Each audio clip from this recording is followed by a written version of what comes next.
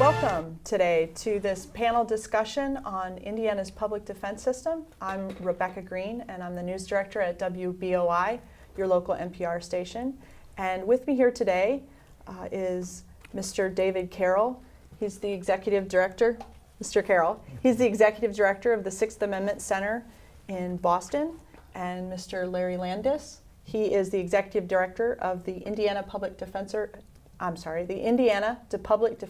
Council. And Allen County Chief Deputy Prosecutor Mike McAlexander is on my right, and Allen County Superior Judge Fran Gull is on my left. Today's discussion about the status and health of Indiana's public defender system is brought to you by IPFW's College TV, WBOI FM, and the Mike Downs Center for Indiana Politics. So we're going to start today by talking about why we need or have a public defender system. Mr. Carroll, could you explain to our viewers and listeners what the basis is for public defense? Certainly. So anyone who's too poor to afford a lawyer and is facing a possible loss of liberty at the hands of the criminal justice or juvenile delinquency system is under our Constitution required to have effective assistance of counsel at every critical stage of those proceedings. Now, I think where a lot of people have a misconception is they think this right starts in 1963 with the Gideon versus Wainwright decision. But the right to counsel goes to the very core of who we are as Americans. What most people don't realize is at the start of our country that the English system specifically prevented lawyers from being in courtrooms. And whereas most of the Europeans that came to our country were those that were subject to religious persecution, they were not going to stand for that. And so the start of having lawyers defending people goes even before the founding of our country here. In fact, when the Bill of Rights was created, the people who drafted the Constitution was not going to allow the government to take over someone's liberty without the process being fair. It fits in with all the other anti-tyranny portions of the Bill of Rights. And so even before the Constitution was adopted, the federal system required attorneys for anyone facing a capital case. And of course, back then, almost everything was a capital case, horse thievery and things like that. And so where almost every state beyond the original colonies is cut up out of federal territories, the right to counsel really starts even before statehood for most states, and certainly that's the case in Indiana. And so I think what people don't realize is when Gideon versus Wainwright came around, the vast majority of states were already providing counsel to the poor. It was really just those states that come out of the Spanish and French heritage as opposed to the English heritage across most of the country. And so I think when people think of the right to counsel, they mistakenly sometimes think of it as just another liberal civil rights decision of the Warren Court, when in fact this is the core of who we are, an anti-tyranny versus individual liberty country. Thank you. Your Honor, does Indiana have similar requirements in its Constitution? Actually, we do. I mean, in our Bill of Rights, Article 1, Section 13 requires that anybody charged with a criminal offense has the right to be heard by himself and his counsel, therefore implying that they have the right to have counsel appointed if they're not able to hire their own attorneys. So yes. To you gentlemen, does the system in Indiana clear up some of the practical applications of the constitutional requirement? Is it easy to do here or not in Indiana? Well, it's never easy to do because it costs money to do and it takes political will to do. And because Indiana throws that responsibility on the backs of counties, that means it's county officials that have to fund it. And so if you look at a state like Indiana where we have a property tax cap, the revenue sources are very limited. So when you go for money for public defenders, you're competing against much higher priorities of elected county officials. They've got to fund police and fire pensions. They've got to take care of the roads. So when you're trying to compete with those funding needs for money for providing lawyers for people accused of crimes, it's difficult to persuade local funders that this should be a high priority. Go ahead. Well, I was just going to say that, I think to the public, they recognize police departments go with the appropriate entity, but most of the criminal justice system is paid for at the county level. And frequently, we've all heard county officials bemoan the fact that 72% or 75% of their budget goes to criminal justice, which includes the jail, the Allen County Police Department, prosecutors, public defenders, and the courts, as well as the juvenile center. So that's a lot of money every year. Your Honor, if you're arrested in Indiana, how does the public defender system work? What happens from a practical standpoint? And you need a public defender. What happens? Well, you come into court at your initial hearing and you indicate to the judicial officer that you are unable to hire an attorney, and we appoint counsel for you based on your eligibility. Most of the counties, Allen County particularly, uses the federal poverty guidelines. So household members, 4 household members and a certain amount of income and a certain amount of expenditures is looked at to see if you qualify for a public defender. And that's conducted, in our county at least, it's conducted, there's an investigation that's done by an investigator to determine folks, their financial status, and then we appoint counsel for them. Is that decided by the judge decides if a person needs the public defender? That comes from that investigation, then the ultimate decision relies with the court? We do. We appoint public defenders, at least in Allen County. They're appointed pretty much by default, subject to their eligibility. And they have to sign paperwork under oath indicating what their financial status is, and if they own property, if they have any kind of real estate or stocks or bonds, or any kind of family ability to scrape together money to find an attorney. From a prosecutor's perspective, what is the benefit to the system if you as a trial attorney for the state is facing a competent and qualified public defense counsel? Well, I think the public perception is that we want somebody who's 6 months out of law school that we can roll over. The reality is, and I learned this very early in my career because I handled the post-conviction relief cases, and that was primarily a review of people that had been convicted, but to determine whether their due process rights had been followed through and whether they had received effective assistance of counsel. So early on, I discovered that even though you might be able to win at the trial court level, if you didn't do it right or the other side was unarmed in a sense, you were going to have that case sent back to you.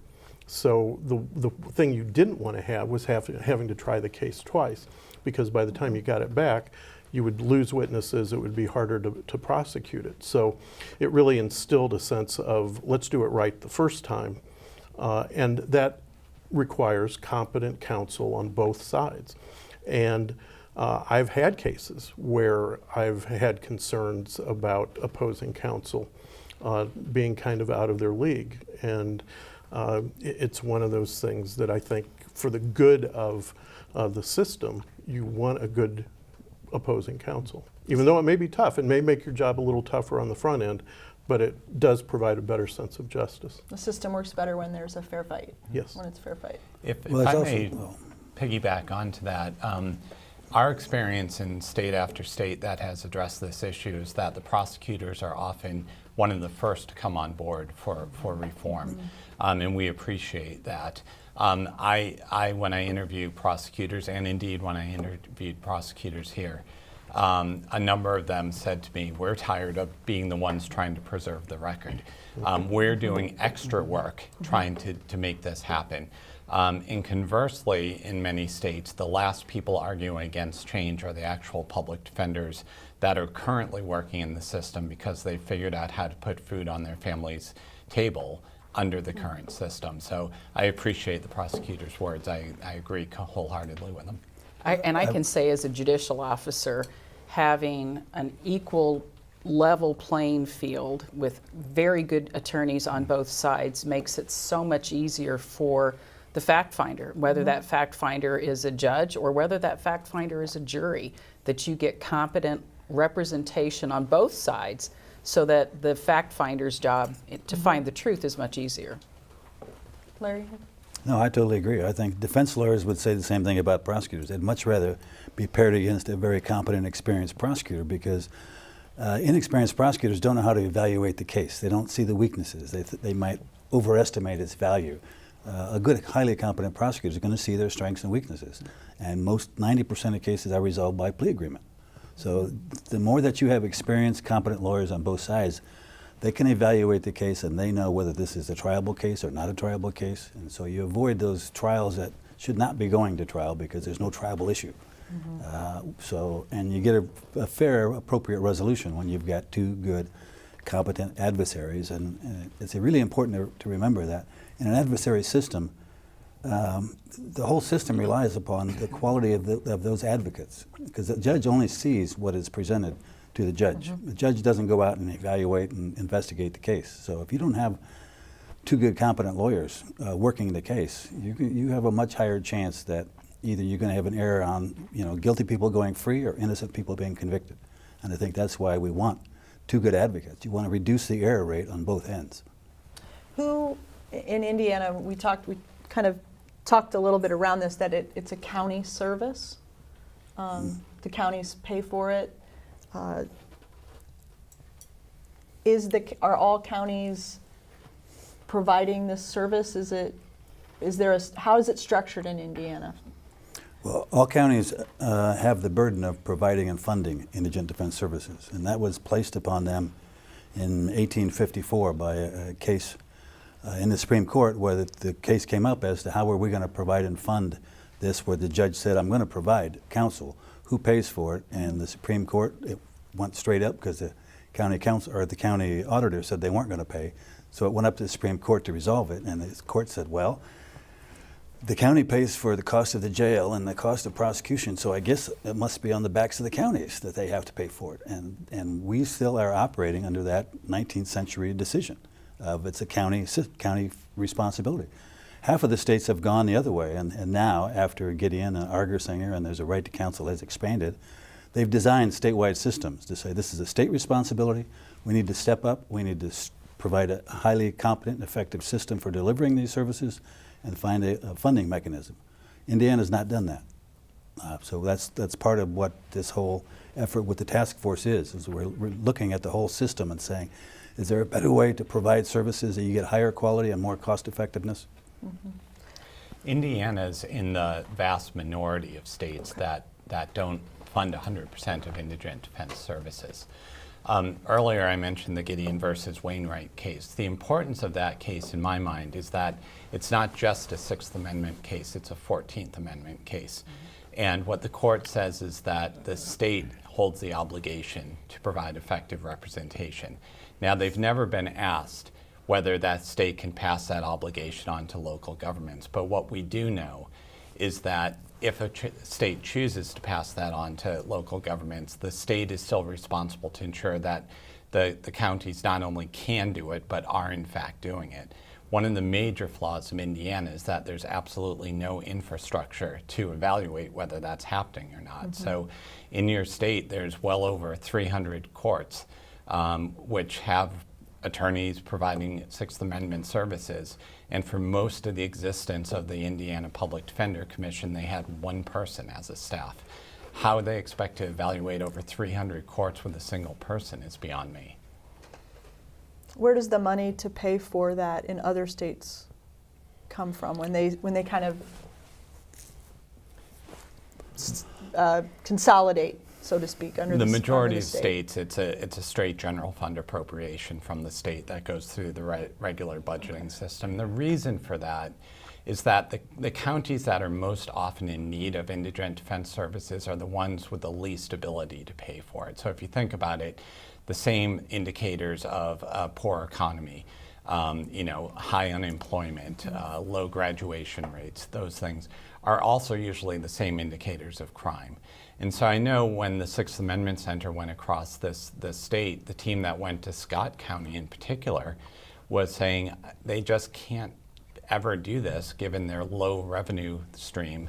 And they have high drug issues and mental health issues and others. You can't really blame the counties. They're trying to do what they can with what they have. They don't have enough to do it. And so it really needs to be from the state. Mr. Carroll's kind of opened the door a little bit to talk about some of these inconsistencies throughout the state. I know in my own work as a journalist covering a number of smaller communities, you would see differences in how it was handled, how in the competency of the attorneys that were hired. What have you observed through the state, and this is kind of for the three of you who Well, work I here think in Indiana? Larry probably knows the system the best simply because different counties handle it different ways. We have a local board that is in charge of the public defenders, but a lot of counties, and I think some of the smaller counties, the individual judge hires the public defender, or they have a board that hires and does contract type of thing. Most of our public defenders in Allen County are considered county employees and receive a benefit package similar to the rest of them. But we have 92 counties, and I think my guess is if you really look at all of them, we probably have 92 different systems. In those 92 counties, does that stereotype of the ineffective, the attorney asleep at the witness table, at the defense table, does that stereotype exist, or is every defendant in Indiana getting fair representation? It exists as a stereotype, whether Does it it's exist in perpetuated by reality? TV. Well, I think to a large extent, public defenders get a bad rap because it's perpetuated on TV. Mm-hmm. There's a lot of problems with the quality of representation, but it's not because they're bad lawyers. I mean, if you look at everything that impairs quality, you'd say, well, lack of independence is important. If you're an at-will employee of the judge, that's going to impair your ability to be a strong advocate or to ask for the resources you need because the judge is telling you, we don't have any money. If you absolutely, really, desperately need it, come and talk to me. So they self-censor. They don't go ask for the resources they need. If you get too many cases, I don't care how good you are, you're not going to be as effective as you need to be. So you look at the systemic issues that impair quality, and that's what we're trying to address in this task force. It's not the lawyer's fault. If you got too many cases, you don't have the resources, you have inadequate compensation, and you're part-time, you're not going to do as good a job as you would if you had all of those resources. And the other thing, you need some quality oversight. Somebody needs to be assessing quality because we have to remember this is a constitutionally mandated service. It's required to be provided. The consumer, the client, has no choice on who the lawyer is. They can't fire the lawyer. So you don't have any consumer choice, and you've got somebody providing it and nobody overseeing quality. So you're going to have, anytime you have a system like that, you're guaranteed to have some quality. I will say, Larry, in Allen County, if I get a letter from an individual who's got a public defender and that individual is complaining about their public defender, they don't get to choose the public defender that they get. But when we get complaints about representation, we notify the chief public defender in our county and we demand an investigation. And that public defender investigator goes to the jail or makes an appointment with that client, and they talk to them, and then they report back to the court. And I have removed public defenders because there have been conflicts between the defendant and the attorney that cannot be reconciled, and then we will appoint a new public defender for that individual. Yeah.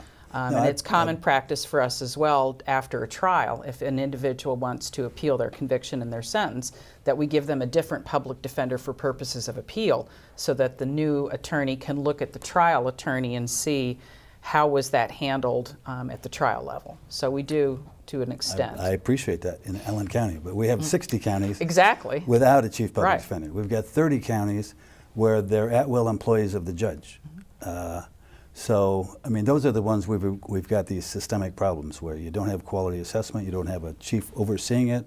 You've got, in fact, we just had a public hearing on last week where one of the public defender board members from down south said, I've been on the board for 20 years, we have 10 part-time public defenders. I can tell you nobody oversees quality. We meet 4 times a year, we're volunteer board members. That's just not a system that is set up to maintain high quality or even to monitor the cost effectiveness. We've got problems on the other end.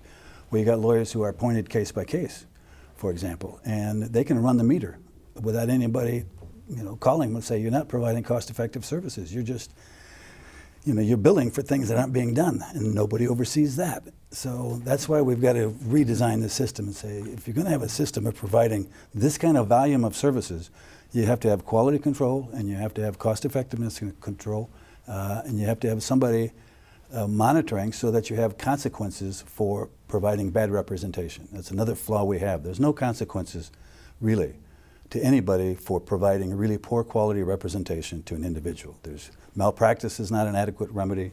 There's really no discipline when there's an ineffective assistance to counsel. The courts aren't liable, the county's not liable, and the state's not liable. So you can get away with providing bad representation and nobody's accountable. That's a flawed system. But back to your question about the stereotype, at least in Allen County and in the 30-plus years I've been here, we have had some of the best trial lawyers in the community on the public defender staff.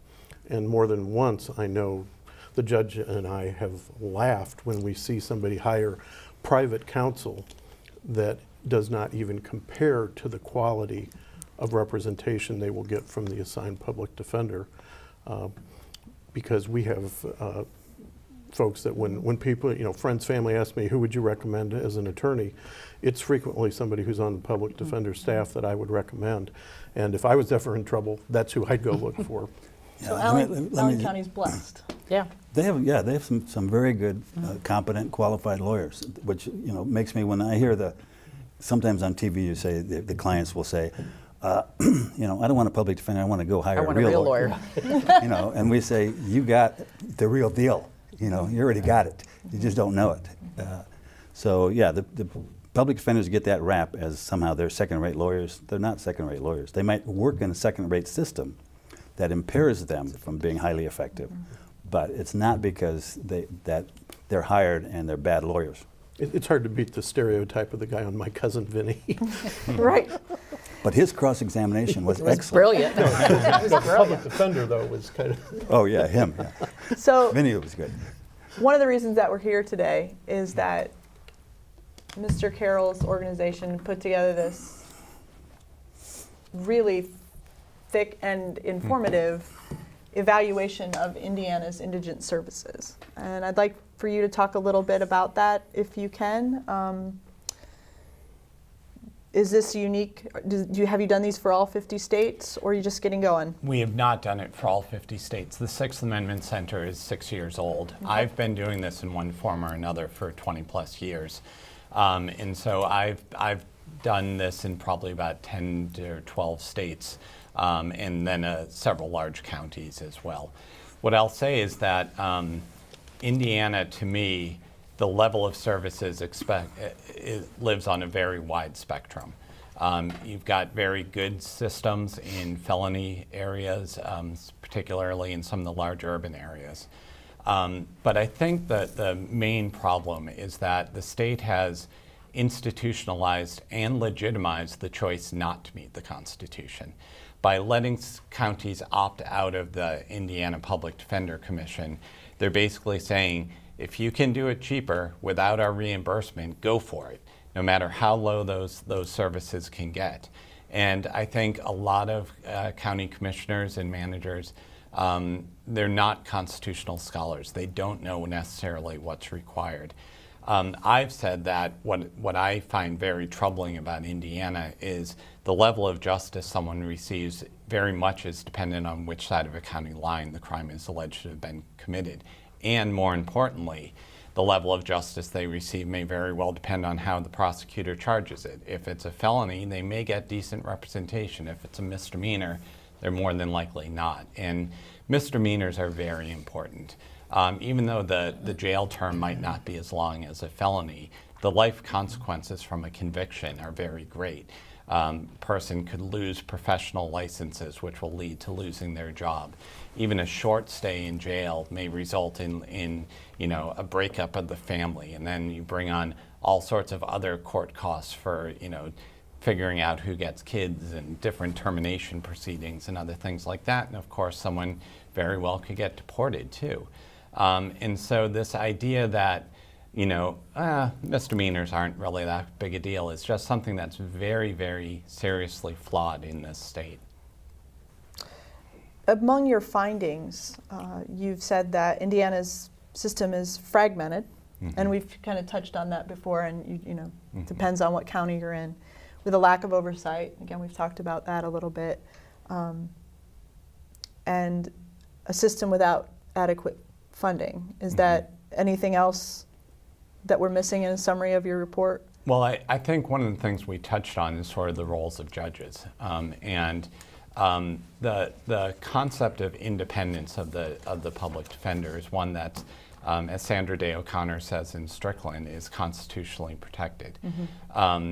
When we talk about judges overseeing systems, I think sometimes a lot of people think, oh, we're saying judges are bad people that are trying to, ruin these clients' lives. I don't believe that at all. I've traveled all across this country, and I think 95, maybe even higher percent, are just good people trying to do good jobs. The problem is when a public defender contracts with a judge, the public defender internalizes what they need to do to please the judge to get the next contract or the next appointment.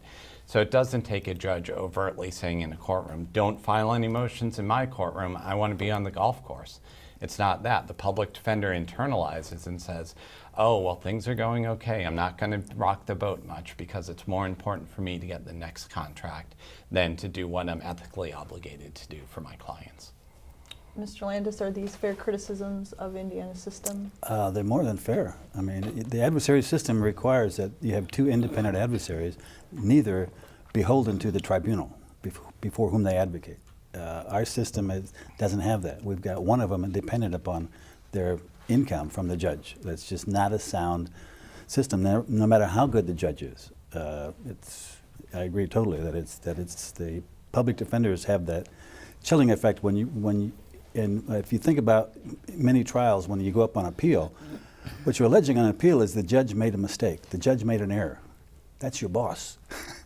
That's not a healthy system. Nobody would design a system that way intentionally, saying this is a really good, sound adversary system where one of the advocates was hired by the judge. I think if the judge hired prosecutors, everybody would go, well, we can't have that. Or if the prosecutor hired the judge, we couldn't have that. Great idea. But so why is it okay for the judge to hire the public defender? And it just happened by default. I mean, it happened because there was not a system designed to provide counsel. So it arose under the inherent authority of the trial court. That was the only place to put the responsibility. It's just that in 160 years, we haven't rethought a better system. And so now that's what we're trying to do, is say there's probably a better system. We don't have to destroy what we got. We can build on the structure we have. We just have to fix some of these structural systemic problems that we have. Allen County has had some issues with misdemeanor public defense in caseloads. Would this report apply in that area? Oh, absolutely, absolutely. And not just in misdemeanor courts. We've got this fragmented system across the state of the city and town courts as well, where you have oftentimes judicial officers that aren't even lawyers, that are adjudicating cases and sending people to jail without benefit of counsel. That I find that horrifying. And I was on a committee for many, many years that we've been trying to get some legislation passed to abolish the city and town courts and just to absorb those cases within the superior and the circuit court system, because it goes against all reason that you have people that are not lawyers adjudicating cases and sending people to jail. But you've got that happening all across the state, and these are folks that have no benefit of a public defender. There's no attorneys that are coming in to help these folks. So I think as far as the misdemeanor aspect of it, again, I think we're all supportive of quality representation for anyone who's charged with a criminal act that can result in incarceration.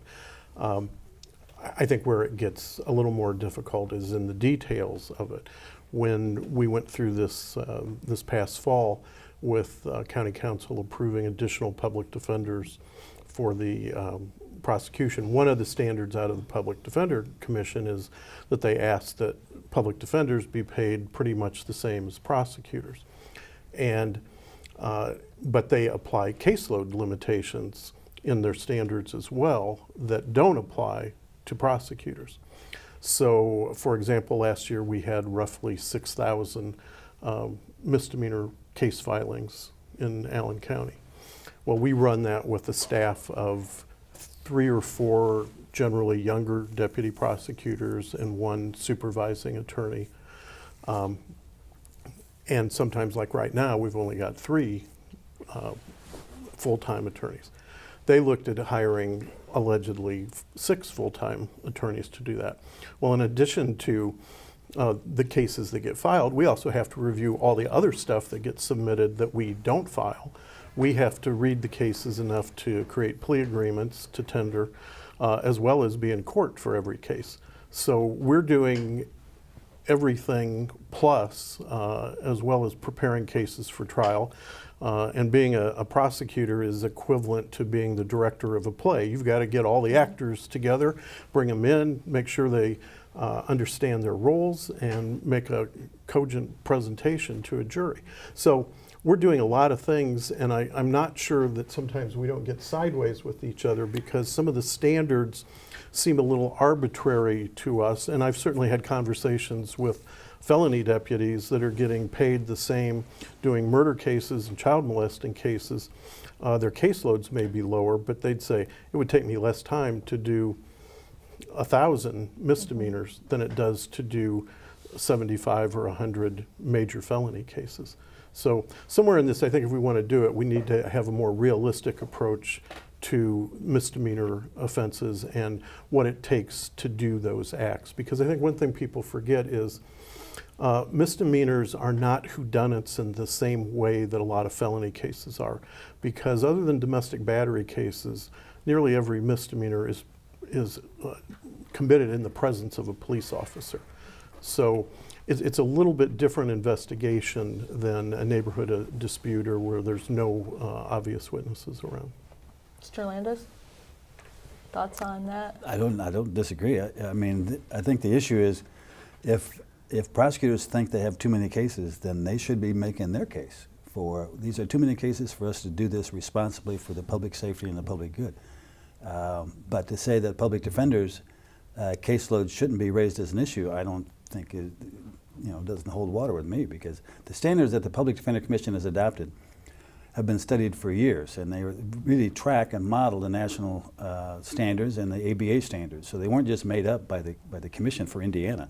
These are national standards, and the roles on cases are quite different on misdemeanors. The public defender has a duty to independently investigate the case, and they don't have police officers who go out and can investigate. And when they try a case, a misdemeanor, all they have to do is put a police officer on the stand and say, and then what happened next, officer? And then what happened next? Public defender has to have independently investigated that case and gone out and done some work outside. So the workload on a public defender on a routine misdemeanor case is far different than a prosecutor. But I'm not saying they aren't overloaded. They may well be. I just am not as familiar with their workload or their standards.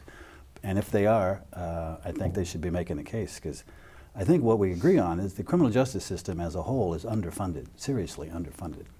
And we have to take a look at that, because if the public wants high quality justice, then the whole system needs to be invested properly. And we've got problems on both sides of prosecutors and public defenders being put into major felony cases way too soon, way before they're ready, in part because the turnover is high, because you've got students coming out with a $120,000 debt load. They can't afford to be public servants as deputy prosecutors or public defenders for very long before they have to start paying that back. So we've got a crisis looming in the criminal justice system that needs to be addressed, because otherwise we're going to have inexperienced people on both sides trying major felony cases, and that's not good for the public, either side. You got guilty people getting off, and you got innocent people being convicted. We can't afford to have high error rates before you start losing public confidence in the system. So just hearing, you're talking about prosecutors have this problem with their caseloads that needs to also be addressed potentially, and it's hard to get county councils to want to fund that. It takes a long time. I mean, I'm not saying that they won't, but historically they are reluctant to add additional employees to the system. Right. So the biggest limitation is money. Well, it always comes back to money, I think.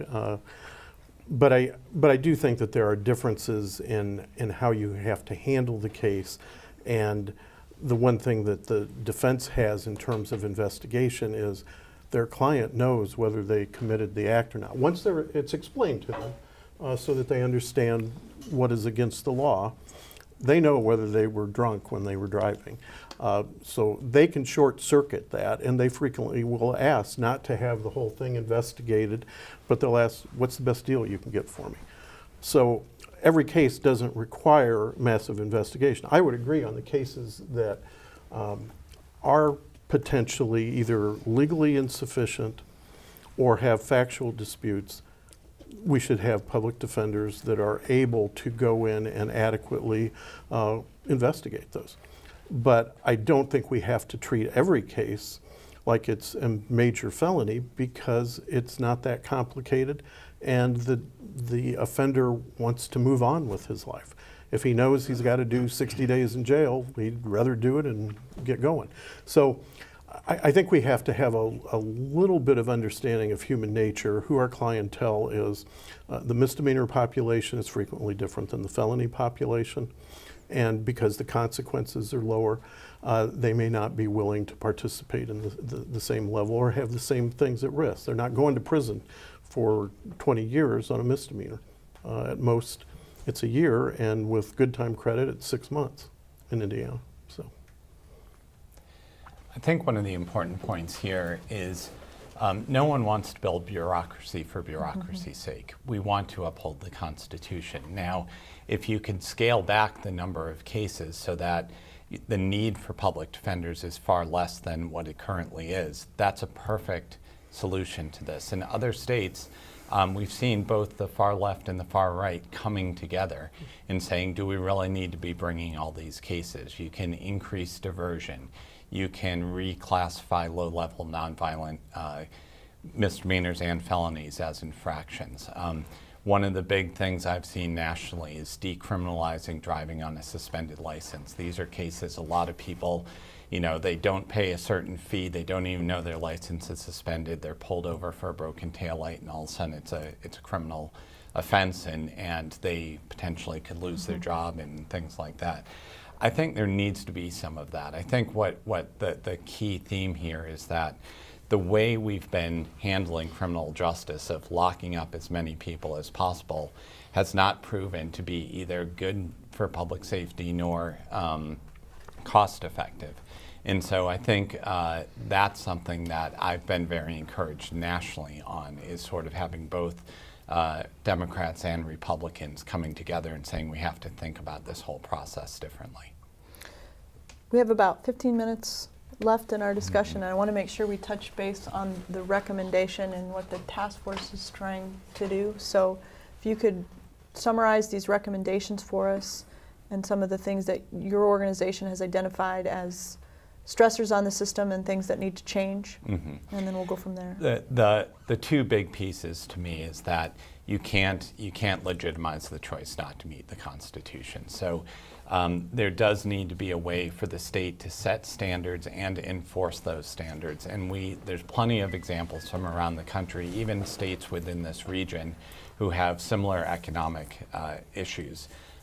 In Michigan, for instance, at the leadership of Governor Rick Snyder, they created a Michigan Indigent Defense Commission that has the authority to set standards, and they've capped the local share of costs at what they were when the legislation took place.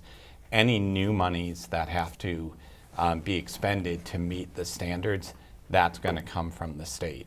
And a lot of people were curious if that would actually come through. And just last week, Governor Snyder released his budget, and there's upwards of $60 million for state indigent defense at the trial level. Now, I don't think anyone thinks Michigan is a panacea of riches right now.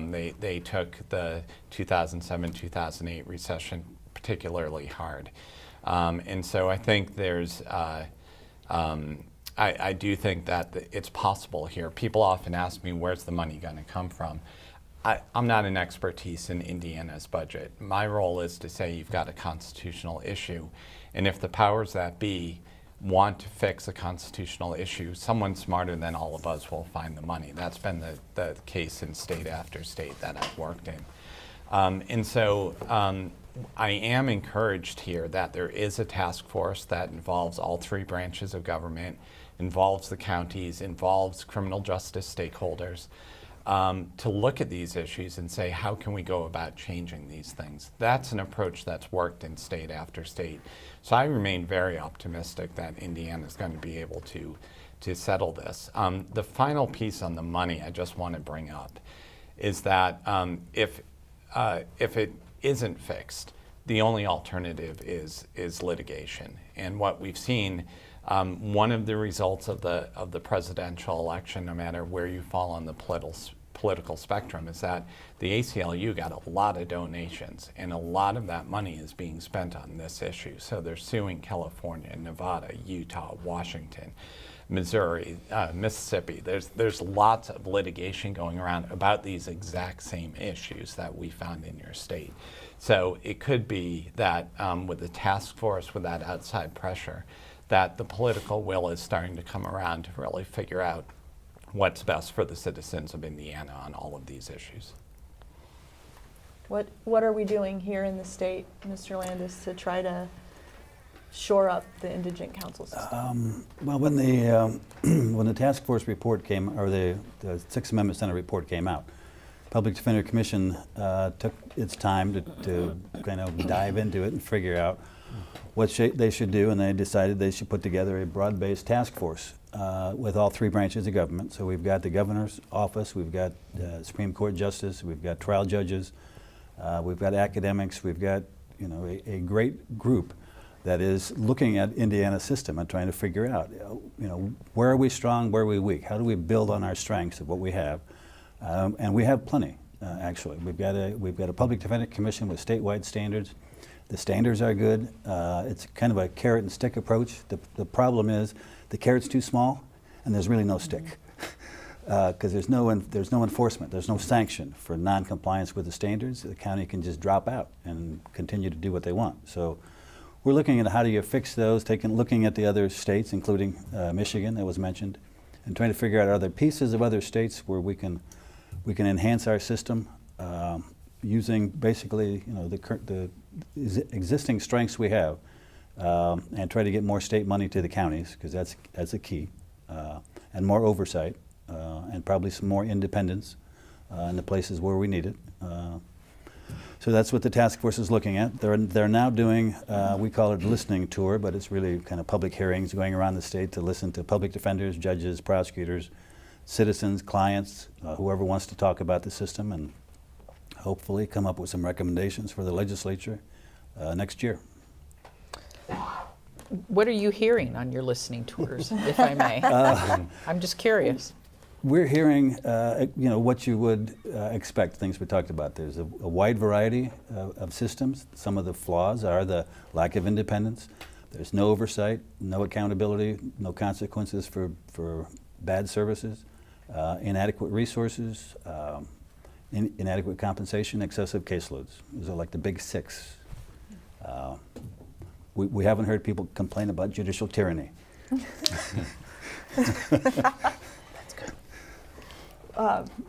Mr. McAlexander, what would you identify as something that could improve Indiana's public defender system? You've been in the prosecutor's office for a while. A little while. one or 2 days? I think we're a little spoiled, as I said earlier, in Allen County, because for the most part we have a very high quality group of attorneys. I think when I look out to the future, one of the things that concerns me is that the only way you get trial experience now is in the criminal system. almost all the civil litigation is going to mediation. It gets settled. They have very few actual trials. So if we want good trial representation, we're going to have to develop the lawyers within the prosecutor's offices and within the public defender structure. And this is one where I do agree. I think that the public defenders have historically been kind of independent contractors, and there are good reasons for that, for conflict rules. But it also, I think, has not given them a sense of identity and purpose together. I mean, they're all like the Lone Ranger dealing with their individual case instead of seeing the bigger picture. And I think that's something that has been institutionalized because they respect the independence of that individual lawyer. Where in our office, we can set plea policies. You know, a burglary is going to get in this range. This is how we do things. Yeah, but we don't have that among the public defenders. So I think that creates probably some problems of perception of uniformity or the lack thereof. But I also think long term, when I look at some of the people that have been our long-term public defenders, a lot of us are getting rather gray, and in another decade we may not be there, and there aren't a lot of 30-year-old public defenders. We have some younger staff. We regularly recruit folks just out of law school, but the public defenders, I think they've got one on staff right now, and that's the first person straight out of law school that they've had in a long time.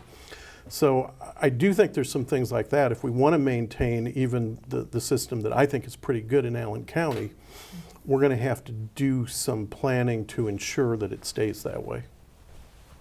Well, and Judge Gull? I think to kind of piggyback on that, there's no training. I mean, if you got somebody right out of law school and you were hired into the prosecutor's office, there's training provided. There is no such training component with the public defenders. So you get these kids right out of law school, and they don't even know that when they file a motion, they need to submit an order, that they need to set that motion for a hearing. So a lot of the training is happening in the courts.